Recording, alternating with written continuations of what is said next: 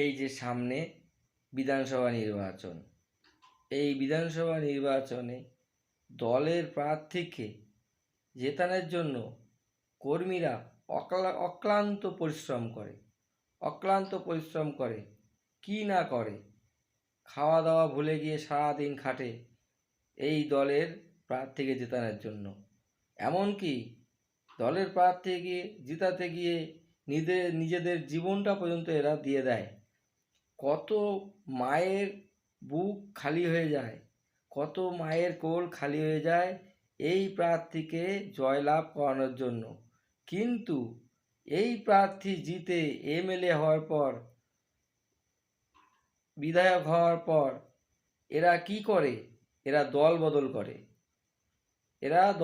করে। এরা কর্মীদের সেই যে ত্যাগ, সেই যে পরিশ্রম, সেই যে কত লোকের প্রাণ চলে গেল সেইটা মনে রাখে না।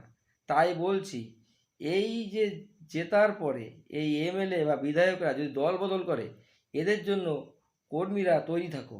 যখনই এরা দল বদল করবে, কিচ্ছু না, সবাই মিলে ধরে নিয়ে এসে কুত্তার গু মাখা ঝাঁটা দিয়ে সপাটে ধোলাই একদম।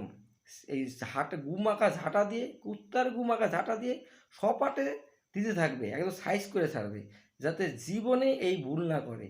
এটা জানি কর্মীদের মাথায় মনে থাকে। কর্মীরা বিশাল তারা খাটে এই সময়,